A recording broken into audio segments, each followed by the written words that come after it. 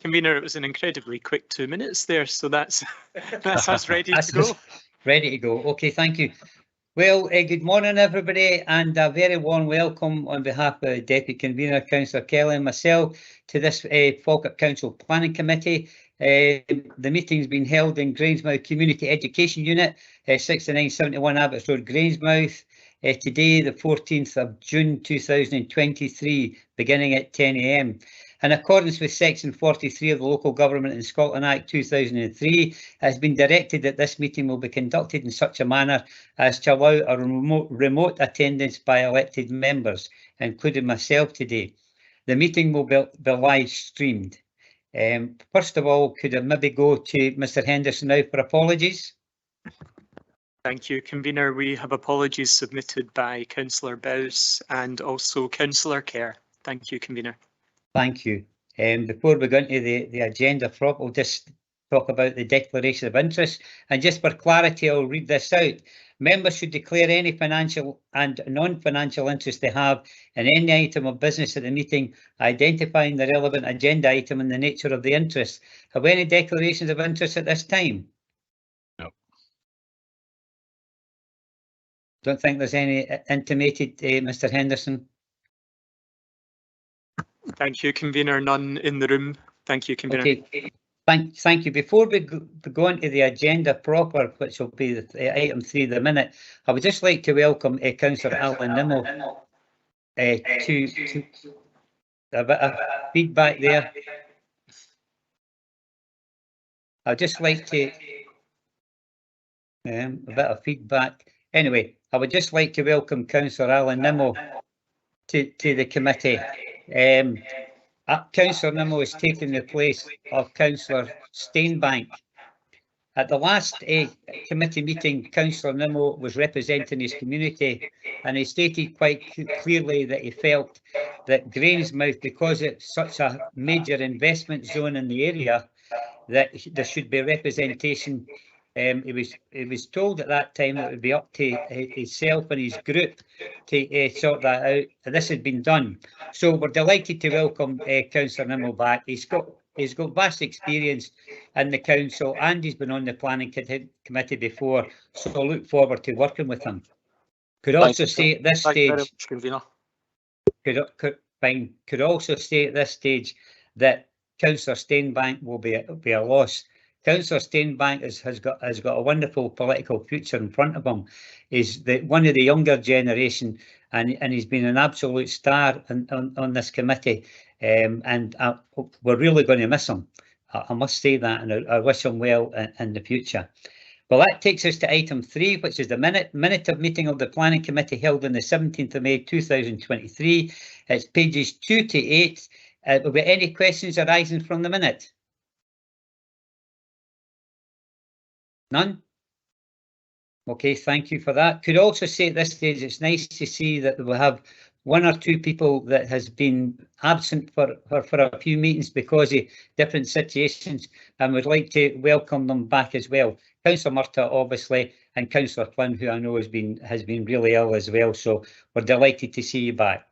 That takes us to item 4, which is construction of dwelling house at land to the east of 1 Hillcrest Square, Reading Muirhead, for Cedarwood Development Scotland Limited. It's pages 9 to 19, and the report has been summarised by Julie Seidel-Gregory. Thank you, Julie. Thank you, Convener. Please can we look at the plans and photographs for this site just while I'm speaking? This application relates to the construction of a detached dwelling house at land to the east of Hillcrest Square. The application relates to part of an application site which previously benefited from planning permission in principle. Part of the same site is currently under construction to the south of this site, which we'll see in the photographs in a second. This site, together with other individual plots to the south, which some members may recall from previous committees, originally formed a larger housing allocation as part of the previous Falkirk Local Development Plan. The current Local Development Plan 2 shrank the housing allocation to the extent of the Persimmon Homes application site, which is now under construction. This means that this application site and others are now in the countryside, and these are sites that have planning history, in some cases extant planning permission. However, they're no longer supported by the relevant housing in the countryside policies, and this means that we've had to refer them to Planning Committee for consideration. This application has been assessed in other similar applications which have recently came before Planning Committee. Whilst the application is contrary to the development plan, the planning history provides sufficient justification and weight to the development being approved planning permission in this instance. This is subject to conclusion of a legal agreement and the conditions which are detailed in section 9 of the report. Thank you, Convener. Thank you very much for that, Julie. I see I've still got some feedback and I apologise for that. I'm going to open it up now to members. Anybody like to come in at this stage?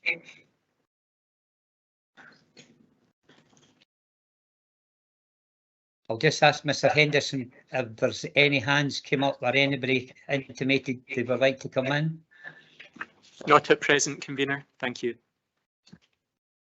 Okay, well, I'm quite happy to move the recommendation. It seems simple enough for me, and I'm quite happy to formally move the recommendation contained within the report. I'll second that. Thank you, Councillor Kelly. Is there anybody otherwise minded, or can we agree? Agreed. Okay. Okay, thank you very much for that. That takes us to item 5 on your agenda this morning. Conversion of offices class 4 to house and multiple occupancy, HMO, at Alexander House Station Road, Grangemouth, AGG for Brava Property Group. It's pages 20 to 30 and the report is by Julie Seidel-Gregory. Before we ask Julie to summarise, we have got a deputation application that's come in for the agent Indercol Gal and Gareth Thompson, the other agent, to be allowed to speak. So we'll just take that decision first. Is everybody quite happy for the agents to allowed to be speaking? Agreed. Agreed. That's perfect. Okay, then the report now is by Julie Seidel-Gregory again. Thank you, Julie. Thank you, Convener. Again, can we have a look at the photographs and plans for this application if possible? So this application relates to the change of use of an office to a house in multiple occupancy. The application site is located in Grangemouth Town Centre. The photograph that you can see before you at the moment shows the rear of the building. You can see that there are business premises below, surrounding, and you can also see a bit of the Asda car park and forecourt to the rear of that building. The development relates to the first floor of the building. It's a mixed-use building and it fronts Station Road. 6 bedrooms with ensuite bathrooms, communal kitchen, living area and a laundry room are proposed, which you can see before you just now. No issues are raised by consultees. This includes the Environmental Protection Unit and the Roads Development Unit, who specifically comment on the town centre location and a reduced parking demand for this proposed use as opposed to the current and previous office use. The consultation responses are summarised in section 4 of your report. The public representations to the application are summarised in section 6 of your report. This application is assessed as being in accordance with the development plan. The full policy assessment is detailed at section 7A of your report. Members should note that the development is specifically supported by MPF4, noting themes such as conserving and recycling assets, local living and compact urban growth. There are no material planning considerations which would justify refusing planning permission contrary to the provisions of the development plan in this instance, and the application is recommended for approval. Thank you, Convener. Thank you once again, Julie, for your summary. Now an opportunity then, it's been agreed that Indercol Gill, an agent, and also Gareth Thompson, an agent, you have 10 minutes between you, sir, if you'd like to come forward.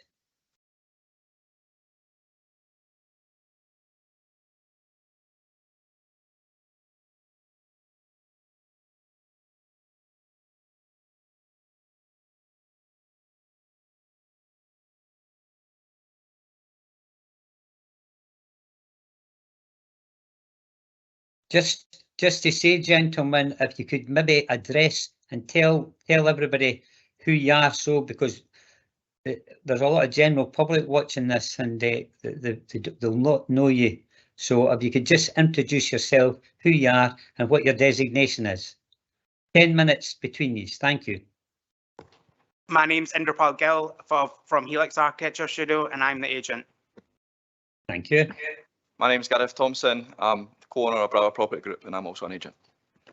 Okay, carry on, gentlemen. 10 minutes. I would just like to review the appraisal of the application. I think the main points were that the fact there's no compatibility issues with the National Planning Framework 4 and either or the local development plan. I think one of the big issues was to do with parking. We've done some research into this, and there's over 400 available free public parking spaces within 500 metres of the site. There'd be no more demand for parking caused by the proposals. It's actually also served by the number 2 bus, which takes about 13 minutes to get to the contractor village, which is a kind of core of our business. And they run during shift patterns. And I think the key is the over provision of HMOs in Grangemouth. We've submitted a supporting letter from a suitably qualified person who states that there's not enough this type of accommodation in Grangemouth, and contractors are having to house themselves as far as Stirling, which could potentially impact local housing stock, which would then impact the community, where buy-to-let owners are looking to switch their business model over to housing contractors. I think this is a benefit for both the community and the area in general. The use of the current use of the building isn't really viable anymore with the way changes in working pattern, people work from home, etc. So I think this proposal brings the building back into use in a positive way. I'll hand over to you, Gareth, if you want to add anything to that. Hi, I'd just like to add as well, the big thing as well, I noticed on the agenda was going net zero and the climate crisis. We also agree with that. And a big thing as well, when we strip the building back down to bare brick walls, we're going to add insulation. We've also looked at the possibility of adding solar panels on top of the roof as well. We also think that's a perfect opportunity. But the big thing in that is a significant cost, this development, so we'd be kind of looking to get a return on the asset first, and then we'd look to install solar panels on the roof, which I think goes and aligns itself with the Scottish Government to net zero. Okay, gentlemen, you've still got 7 minutes left of your time. Are you finished with your summary? I'd also like to add as well. Yeah.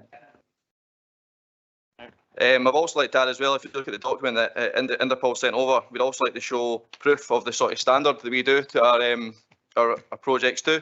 You've got Sunnyside Avenue, Kepwick Place, and also Henry Street, and that's the sort of standard we'd like to convert this building to as well, to attract managerial clients and provide the best possible accommodation possible. Okay, thank you. Anything for you, Mr. Gill? I think it's just mostly open to questions from the panel, and yeah, that's kind of really most of what we're looking to address here. Okay, thank you very much for that. That was short, but you got your points over. It's now an opportunity for members of the elected members of this committee to ask any questions of Mr. Gill or Mr. Thompson. Convener Councillor Nimmo has his light on. Councillor Nimmo, sir. Yep, thanks, Convener. Just a quick question. It was mentioned during the presentation there that there was between 400 and 500 free parking spaces, a few hundred metres property. I wonder if the agent could just provide a bit further information as to where these spaces actually are. Yeah, you can see in the document that we sent over, there's a Google Street View map highlighting these places. So we have the Talbot Street car park, which has approximately 75 spaces. They're free. There's another one on Talbot Street, Anfield Place, and there's another 87 spaces there. The Union Road car park has 255 spaces, which are free. There's electric vehicle charging and HGV parking in some circumstance. Bowness Road also has 21 spaces, although they're restricted 8 till 6, Monday to Saturday. With those numbers, just obviously there's no restrictions on there. So I'm right in saying, convener, that there's no actual parking spaces allocated with this proposed development. Anybody that's going to be parking at this development is going to have a certain amount of distance to travel to park their vehicle. I think what we'll do at this stage, Councillor Nimmo, is we'll bring our roads. Is Craig Russell there this morning? Yes, morning, Craig, convener. would you like to come in and maybe just quantify what the applicant agents had been saying, and then just address the question, that salient point to Councillor Nimmo? Yeah, thanks, convener. The agent's given a good summary of parking in the area. It's our view on this proposal that the existing building generates a parking requirement that isn't met on the site. The proposed use will generate a parking requirement that won't be met on the site either. The proposed parking requirement is lesser than the existing. There is parking near to the application site at the car parks that the agent has mentioned. Okay, Councillor Nimmo, you've heard that. That's fine, convener. I'll take that on board. I'll have further things to say, obviously, in the open debate. Okay, thank you. Anybody else like to come in at this stage? No other intimations of a wish to speak at the moment other than Councillor Redmond, who's on the remote call. Thanks. Thank you, Councillor Redmond. Oh, what's happened there? I was just wondering, the building, will it be accessed? I know the drawing was up, but would the building be accessed via the front or the back at the ASDA side? The building will be accessed via the front. Via the front, right. That's thing. And then you were talking about obviously the high standards of workmanship at the other streets. I don't think we've really seen the other streets, so I don't know, would you want to maybe expand on what you mean by are you talking about high standards of insulation or a high level of finish in the property, or? Both. Both. All right, that's good. And then just a kind of final question. Obviously, the property is currently an office.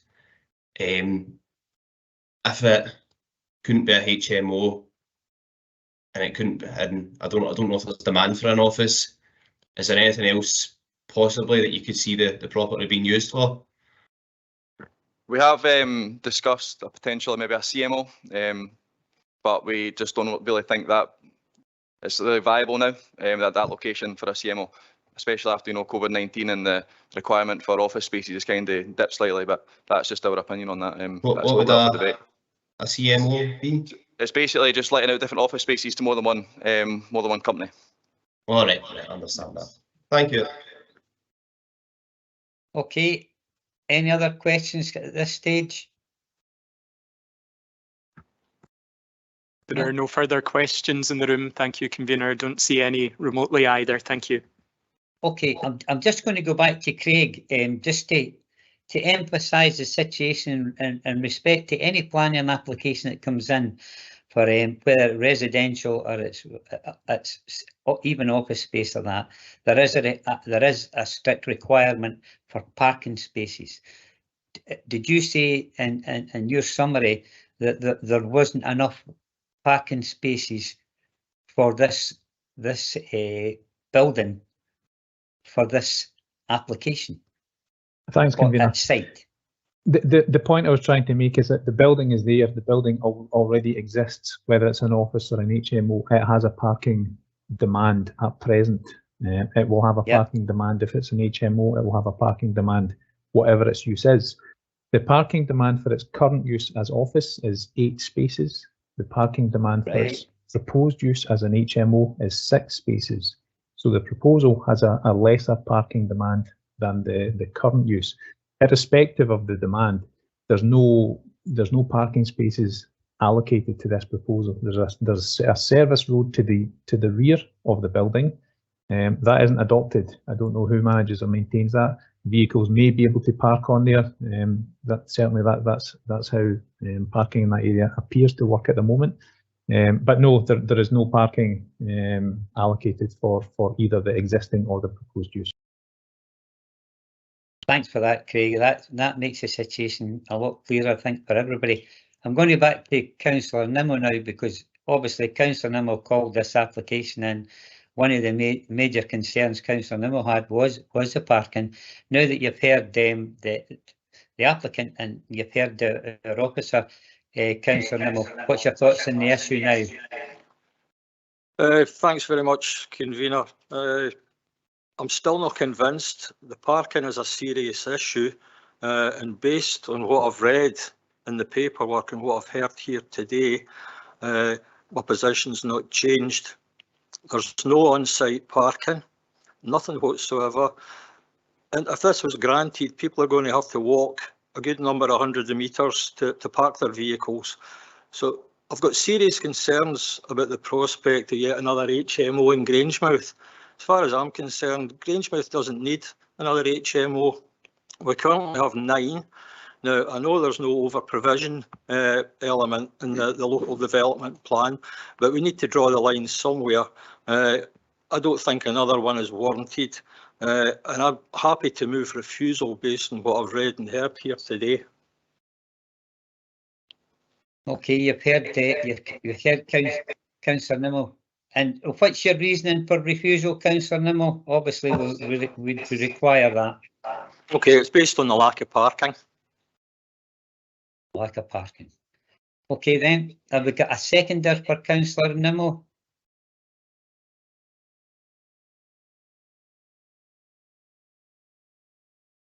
Mr. Henderson, I'm obviously remote, so I don't hear anybody, I don't see anybody. So what's the position? There are no lights on at the moment in the room, and I don't see any hands up in the remote meeting.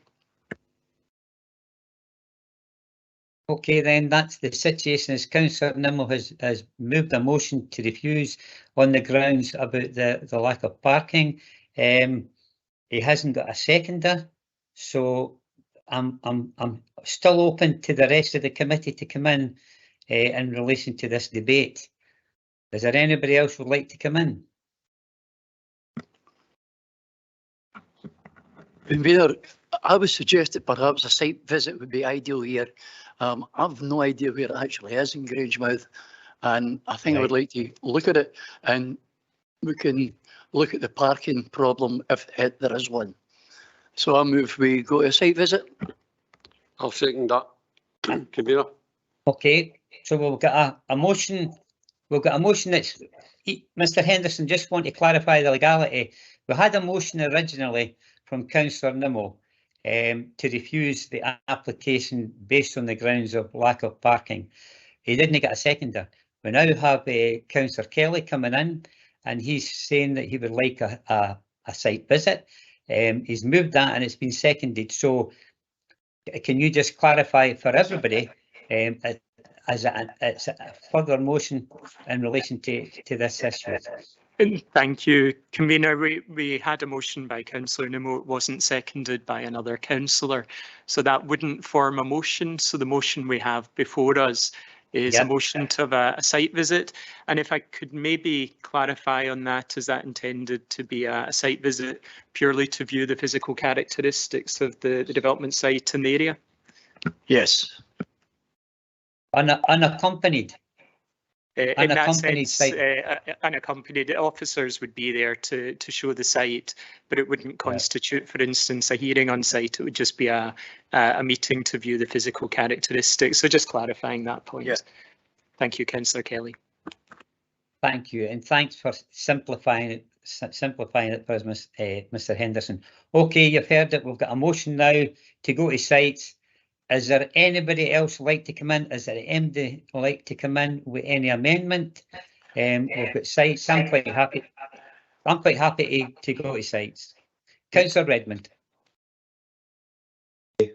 Just, I think I get a lot of Councillor Nimmo's points, but I think it is important we do a site visit first. So, just a wee thing I think maybe worthwhile adding to it is when we do the site visit, if we go around the car parks and check if there is any restrictions in place, 'Cause I know there's a big Asda car park at the back, but you know, if there's restrictions there, it might help it would affect the people that would stay in the HMO. So I would just say that we should maybe go around and see the car parks as well. Thank you. Okay, fine, thank you for that. Okay, is there, we've got a motion. Sorry, Mr Convener, Henderson. apologies, we also have councillor Sinclair who's got his light on. Thanks, Mr. Councillor Kelly and Mr. Henderson, and thanks, convener. I'm going to back up what Councillor Redmond said there. I think the geography of that particular area of Grangemouth, having had experience of working there for the best part of 6 or 7 years, I know the area quite well. I know all the kind of parking spots that's there. I'm very much aware of the application site itself. I think the benefit of seeing the proximity of the building and the vast available parking around that area would be of benefit to the committee. Given that there is a significant amount of housing there already, and what I would consider to be a lack of parking provision for the buildings and the residents that are already there, I think that would be of significant benefit to the committee to see that. Thanks for your input. I think we'd agree with you. So just to go back where we are, we've got a motion moved by Councillor Kelly, seconded by the Provost, to go on a site visit and obviously to look at the car parking that's supposed to be available. Is anybody otherwise minded? We agreed. Agreed. Okay. Thank you very much for that. Councillor Nimmo has his hand raised at the moment. Convener, Yes, Councillor Nimmo. Convener, I'm not otherwise minded, but it might just be an idea for the applicant to come back with proposals to satisfy the car parking requirement as part of the development. Well, the fact is he'll have to come back because this will come back to committee anyway. Once we've done the site visit, it'll come back on the agenda as an item, and that will be an opportunity for any further information by the applicant. Okay, then, so we've all agreed to that. It's an unaccompanied site visit, and other than that, I would like to thank you all for your contributions today. Nice to see the people that have been away and absent due to illness, etc. And best wishes to everybody and a safe journey home. Thank you, everybody. Okay, thanks, convener. Thank you, convener. Thank you.